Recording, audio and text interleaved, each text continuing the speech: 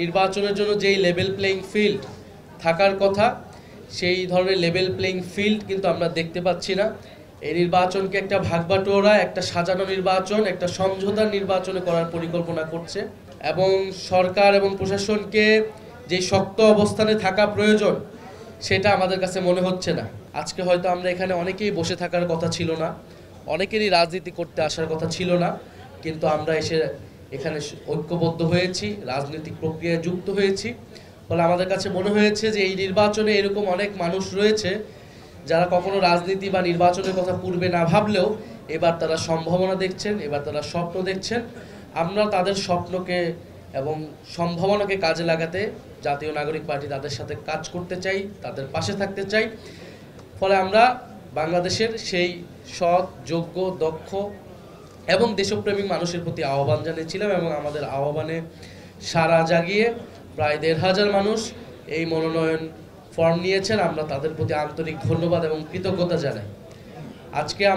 আজকে এবং আগামীকাল হয়তো আমাদের আরও একদিন লাগতে পারে, আমরা এই সকল মনোনয়ন প্রত্যাশীদের সাথে মতবিনিময় করব, তাদের স্বপ্নের কথা শুনবো, তাদের দক্ষতা যোগ্যতার কথা শুনবো এবং এনসিপির পক্ষ থেকেও আমরা আমাদের পরিকল্পনার কথা বলবো এবং সর্বোপরি আমরা একটা স্বচ্ছ প্রক্রিয়ার মাধ্যমে যাচাই বাছাই করে এখান থেকে আমরা বলেছি যে আমরা ৩০০ আসনের প্রার্থী চূড়ান্ত করতে চাই, সেই ৩০০ আসনের প্রার্থী আমরা চূড়ান্ত করব। এখানে একটা প্রাথমিক যাচাই বাছাই হবে, পরবর্তীতে আমাদের যে রাজনৈতিক পরিষদ রয়েছে তারা কেন্দ্রীয় সংসদীয় বোর্ড হিসেবে তারা কাজ করবে, তারা চূড়ান্ত মনোনয়ন দিবেন এই ৩০০ জন প্রার্থীকে। ফলে আমাদের আজকে জাতীয় নাগরিক পার্টির বিভিন্ন পর্যায়ের নেতাকর্মী এবং আমাদের এনসিপির অনেক শুভাকাঙ্ক্ষী যারা মনোনয়ন নিয়েছেন, তারা আজকে মনোনয়ন প্রত্যাশী হিসেবে আজকে এসেছেন মত বিনিময় করতে। আমরা তাদেরকেও ধন্যবাদ এবং কৃতজ্ঞতা জানাচ্ছি। আমরা আমাদের এই যাচাই বাছাই প্রক্রিয়াটা সম্পন্ন হলেই আমরা আমাদের তালিকাটি ঘোষণা করতে পারবো বলে আমরা আশা ব্যক্ত করছি এবং আমরা দেশবাসীর উদ্দেশ্যে বলতে চাবো যে জাতীয় নাগরিক পার্টি তার স্বপ্ন, তার প্রতিশ্রুতি নিয়ে এগিয়ে যাচ্ছে এবং আমাদের এই নির্বাচনে অংশগ্রহণের জন্য সবচেয়ে বেশি প্রয়োজন সাধারণ মানুষের আস্থা এবং সহায়তা। যেই সহযোগিতাটা আমরা সবসময় পেয়ে আসছি, সাধারণ মানুষের সহযোগিতাতেই এনসিপি এত দূর আসতে পেরেছে এবং এনসিপি সামনের দিকে এগিয়ে যাবে মানুষের আস্থা এবং ভরসাতে। আমরা খুবই উদ্বেগ জানাচ্ছি যে নির্বাচনের জন্য যেই লেভেল প্লেইং ফিল্ড থাকার কথা সেই ধরনের লেভেল প্লেইং ফিল্ড কিন্তু আমরা দেখতে পাচ্ছি না। আমরা অনেক আগের থেকে এটা বলে আসছিলাম যে বাংলাদেশের যে নির্বাচনী সংস্কৃতি, যে এখানে জবরদখল, প্রশাসনের দখল এবং টাকার ব্যবহার, কালো টাকার ব্যবহার, মাসেল পাওয়ারের ব্যবহার ইত্যাদি নির্বাচনের আমরা সবসময় দেখে এসেছি, শুনে এসেছি এর আগের সময়গুলোতে এবং এর আগের ফ্যাসিবাদী সময়ে তো মানুষ ভোট দিতেও যেতে পারেনি। ফলে এইবারের নির্বাচন একটি গণতান্ত্রিক এবং স্বচ্ছ প্রক্রিয়ায় অনুষ্ঠিত হবে এবং অনেক তরুণ এবং স্বপ্নবাজ দেশপ্রেমিক মানুষরা সংসদে আসবে, এটা আমাদের প্রত্যাশা। তো সেটার জন্য যে এই নিরপেক্ষ সুষ্ঠু নির্বাচনের জন্য নির্বাচন কমিশনের এবং সরকার এবং প্রশাসনকে যে শক্ত অবস্থানে থাকা প্রয়োজন সেটা আমাদের কাছে মনে হচ্ছে না। আমরা দেখতে পাচ্ছি যে বিভিন্ন দলের নেতাকর্মীরা তারা প্রকাশ্যে বলে বেড়াচ্ছে যে প্রশাসনকে কিভাবে দখল করতে হবে, প্রশাসনকে কিভাবে হাতে রাখতে হবে।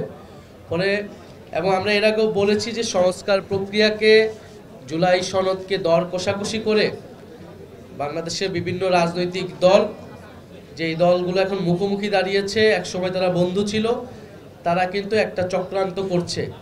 এই নির্বাচনকে একটা ভাগবাটোয়ারা, একটা সাজানো নির্বাচন, একটা সমঝোতার নির্বাচনে করার পরিকল্পনা করছে এবং এই ধরনের একটি নির্বাচন হলে বাংলাদেশের গণতন্ত্র ক্ষতিগ্রস্ত হবে। বাংলাদেশের যে নতুন সম্ভাবনা এবং গণ অভ্যুত্থানের মধ্য দিয়ে বাংলাদেশের যে নতুন রাজনৈতিক আকাঙ্ক্ষা তৈরি হয়েছে সেটা কিন্তু ব্যর্থ হবে। ফলে এনসিপি এই ধরনের নির্বাচনী সমঝোতা বা বন্দোবস্তে কখনোই সায় দেবে না, বরং আমরা এর বিরুদ্ধে অবস্থান নিব। সরকারের প্রতি আমাদের আহ্বান থাকবে এবং ফ্যাসিবাদ বিরোধী রাজনৈতিক দলগুলোর প্রতি আহ্বান থাকবে যে আমরা যে কারণে আপনারা লড়াই করেছেন, আমরা সাধারণ ছাত্র হিসেবে রাজপথে নেমে এসেছিলাম যে বাংলাদেশে গণতন্ত্র প্রতিষ্ঠা হবে, বাংলাদেশের প্রতিষ্ঠানগুলো শক্তিশালী হবে, নির্বাচন ব্যবস্থা পুনর্গঠিত হবে এবং সর্বোপরি বৈষম্য দূর হবে। সেই প্রতিশ্রুতিতে যাতে আমরা সকলেই অঙ্গীকারবদ্ধ থাকি এবং বাংলাদেশের প্রশাসন যাতে নিরপেক্ষভাবে কাজ করতে পারে, দায়িত্ব পালন করতে পারে, সেজন্য আমাদের সবাইকে কিন্তু সহযোগিতা করতে হবে। আরেকটি বিষয়, আপনারা বিভিন্ন পত্র পত্রিকায় এনসিপি নিয়ে অনেক ধরনের গুঞ্জন এবং আমরা মনে করি যে অনেক ধরনের মিথ্যা নিউজ করে এনসিপিকে একদিকে নিয়ে যাওয়ার চেষ্টা করা হচ্ছে। এনসিপি তার অবস্থান পরিষ্কারভাবে ব্যক্ত করেছে যে আমরা এককভাবে 300 আসনে আমরা প্রার্থী দেওয়ার চেষ্টা করছি। আমরা আমাদের নিজেদের রাজনীতি নিয়েই জনগণের কাছে যেতে চাই। তবে আমাদের নির্বাচনী ইস্তিহার, আমাদের যে সকল দাবি রয়েছে সেই দাবি এবং আমাদের নীতি আদর্শের সাথে যদি কোনো দল বা কোনো শক্তি ঐক্যমত পোষণ করে তাহলে তাদের সাথে আমাদের আলোচনা থাকতে পারে এবং সেক্ষেত্রে আমরা ওপেন রয়েছি। ফলে আমরা বলেছি যে আমাদের যে কোনো ধরনের যদি রাজনৈতিক সমঝোতা হয় সেটা একটা নীতিগত এবং আদর্শিক জায়গা থেকে হতে হবে। কোনো ধরনের ক্ষমতার জন্য, আসনের জন্য আমরা কারোর সাথে কোনো ধরনের সমঝোতা করব না। আমরা যদি একটি আসনও না পাই, জাতীয় নাগরিক পার্টি তার যেই আদর্শ, তার যে নীতি, তার যে লক্ষ্যে, সেই লক্ষ্যে অটুট থাকবে। আপনাদের কাছে এবং দেশবাসীর কাছে আমাদের এই অঙ্গীকার আমরা আবারও পুনর্ব্যক্ত করছি। ফলে এবং আমাদের এনসিপির যে কোনো প্রক্রিয়া আমরা খুবই স্বচ্ছভাবে নেওয়ার চেষ্টা করি, জনগণের কাছে সবসময় সেটা আমরা আমাদের বক্তব্য হাজির রাখি। আমাদের পুরা নির্বাচনী প্রক্রিয়া খুবই স্বচ্ছতার সাথে কিন্তু এগিয়ে চলছে। ফলে আমরা যদি কারোর সাথে কোনো ধরনের জোট বা কোনো ধরনের আলোচনা, সেটা কিন্তু আপনাদের সাথে আমরা খুবই খোলামেলাভাবে সেটার জন্য কথা বলতে প্রস্তুত। আমরা বলবো, দেশবাসীর কাছে আমরা বলবো, এখানে কোনো গোপন কিছু নাই। কিন্তু এক ধরনের মিডিয়া ট্রায়াল করা হচ্ছে, এর সাথে আলোচনা বা ওর সাথে আলোচনা। বাংলাদেশে 5ই আগস্ট পরবর্তী সময় কিন্তু আমাদের মধ্যে যত মতবিরোধ থাকুক না কেন, রাজনৈতিক দলগুলো কিন্তু একে অপরের সাথে আলোচনা করছে, বিভিন্ন প্রোগ্রামে যাচ্ছে, আলোচনা করছে, ইন্টারনাল ইনফরমাল নানা আলোচনায় কিন্তু আমরা অংশগ্রহণ করছি এবং এটাই কিন্তু একটা গণতান্ত্রিক সংস্কৃতির অংশ। ফলে সেই ধরনের আলোচনাকে বা একটা ভাবে ফ্রেমিং করার যাতে চেষ্টা মিডিয়ার মাধ্যমে না করা হয়, এজন্য মিডিয়ার যারা ভাই ও বোনেরা রয়েছেন, যারা হাউসগুলো রয়েছেন, তাদের প্রতি আমাদের এই অনুরোধ রইল। ধন্যবাদ সবাইকে। প্রথমত, এই মনোনয়ন প্রক্রিয়া বাংলাদেশের ইতিহাসে প্রথমবারের মতো একটা স্বচ্ছ প্রক্রিয়া অনুসরণ করে এই মনোনয়ন তালিকা হতে যাচ্ছে। আমি মনে করি বাংলাদেশের রাজনৈতিক সংস্কৃতিতে এটাই সবচেয়ে বড় চমক এবং এই প্রক্রিয়া, এই সংস্কৃতি যদি অন্য দলগুলো অনুসরণ করে তাহলে বাংলাদেশের রাজনৈতিক সংস্কৃতিতে গুণগত পরিবর্তন আসবে এবং জনগণ যে রাজনীতির অংশীদার, শুধু দল নয়, জনগণ যে নির্বাচনের অংশীদার, তারাও প্রার্থী হতে পারে যে কেউ। এই স্বপ্নটা সবাই দেখতে পারবে। এই স্বপ্নটা এবং এই সুযোগটা কিন্তু আমরা সকলকে দেখিয়েছি। যে কেউ এসে মনোনয়ন তুলতে পারতেছে, নিতে পারতেছে এবং স্বপ্ন দেখতে পারতেছে। সে একজন তরুণ হোক, একজন রিক্সা চালক হোক, অথবা একজন আইনজীবী হোক, একজন বিশ্ববিদ্যালয়ের শিক্ষক হোক, একজন ইমাম হোক। আমরা চেষ্টা করছি যে আমাদের যেই মনোনয়ন তালিকাটি হবে সেই তালিকাটি হবে অন্তর্ভুক্তিমূলক। আমরা ইতিমধ্যে কয়েকটি দলের মনোনয়ন তালিকা কিন্তু দেখেছি। সেই তালিকাগুলো কিন্তু খুবই পুরনো ধাঁচেরই হয়েছে। অর্থাৎ যদি গণ অভ্যুত্থান না হতো, যদি তারা 5 বছর আগের ইলেকশন করতো, যে ধরনের তালিকা তারা দিত সেই একই ধরনের তালিকা দিয়েছে। আমরা চেষ্টা করব যে আমাদের তালিকাটিতে অন্তর্ভুক্তি থাকতে সকল ধরনের সমাজের যে শ্রেণী পেশার মানুষ রয়েছে, চিন্তার মানুষ রয়েছে, ভিন্ন ধর্মের মানুষ রয়েছে, ভিন্ন জাতিসত্তার মানুষ রয়েছে, সেই সব কিছুর সমন্বয়ে একটি তালিকা আমরা প্রণয়ন করতে, পাশাপাশি আমরা তারুণ্য এবং অভিজ্ঞতার সমাবেশ ঘটানোর চেষ্টা করব। একদিকে যেমন আমাদের তরুণ তুর্কিরা থাকবে এই প্রার্থী তালিকায়, যারা গণ অভ্যুত্থান থেকে শুরু করে পরবর্তী সময়ে জাতীয় নাগরিক পার্টি এবং বাংলাদেশকে বিভিন্ন আন্দোলনে নেতৃত্ব দিয়েছে। পাশাপাশি যারা বিভিন্ন এলাকায় সমাজসেবামূলক কাজ করেছে, জনগণের পাশে থেকেছে বা রাজনীতিতে যাদের স্বচ্ছ রাজনীতিতে অভিজ্ঞতা রয়েছে, দেশপ্রেম রয়েছে, সেই ধরনের মানুষকে আমরা এই তালিকায় স্থান দেওয়ার চেষ্টা করব। পাশাপাশি আমরা চেষ্টা করব যে বিভিন্ন পেশাভিত্তিক যারা রয়েছেন, ডাক্তার, ইঞ্জিনিয়ার, আইনজীবী, শিক্ষক, এই ধরনের পেশাভিত্তিক যারা রয়েছেন বিভিন্ন পেশায় এবং যারা রাজনীতির কথা ভেবেছেন বিভিন্ন সময়, তাদেরকেও আমরা সুযোগ করে দিতে চাই।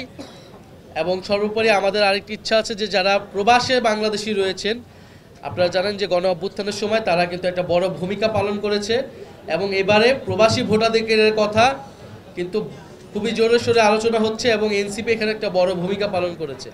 ফলে প্রবাসী বাংলাদেশিরা যারা দেশকে নিয়ে ভাবেন এবং অনেকেই দেশ নিয়ে কাজ করার ইচ্ছা রয়েছেন, তাদেরও অন্তর্ভুক্তি থাকবে আমাদের এই তালিকাটি। আমার একটা প্রশ্ন ছিল যে আপনি যেভাবে বলছিলেন যে আপনাদের করি যে যদি দেশপ্রেম থাকে, নিষ্ঠা থাকে, সততা থাকে, তাহলে অবশ্যই তারা এই কাজটি সঠিকভাবে পালন করতে পারবে।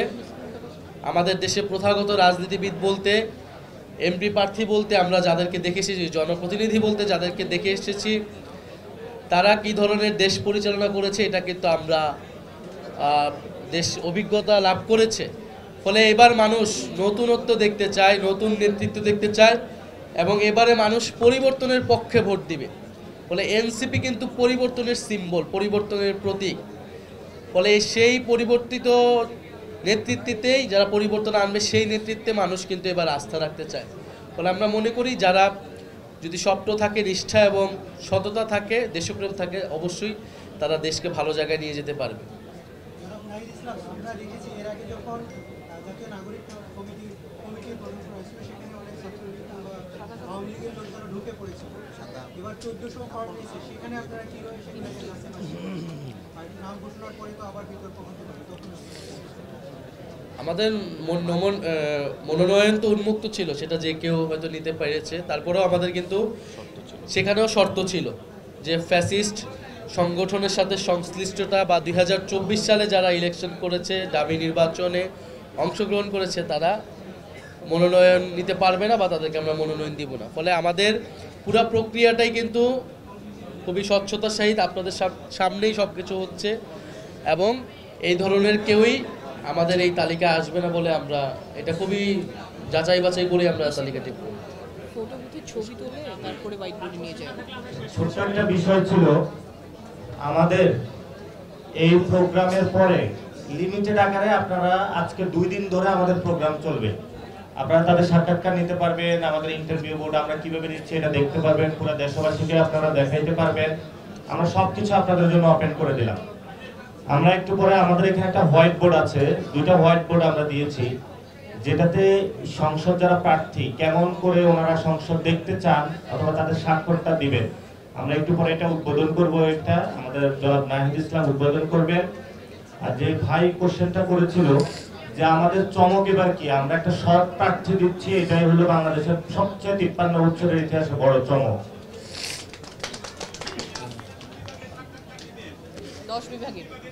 10 বিভাগের আমাদের 10টা সাংগঠনিক বিভাগ, 10টা এই রুমে 5টা বোর্ড আছে, ওই রুমে 5টা বোর্ড আছে, একসাথে 10টা বোর্ডে সাক্ষাৎকার চলতেছে।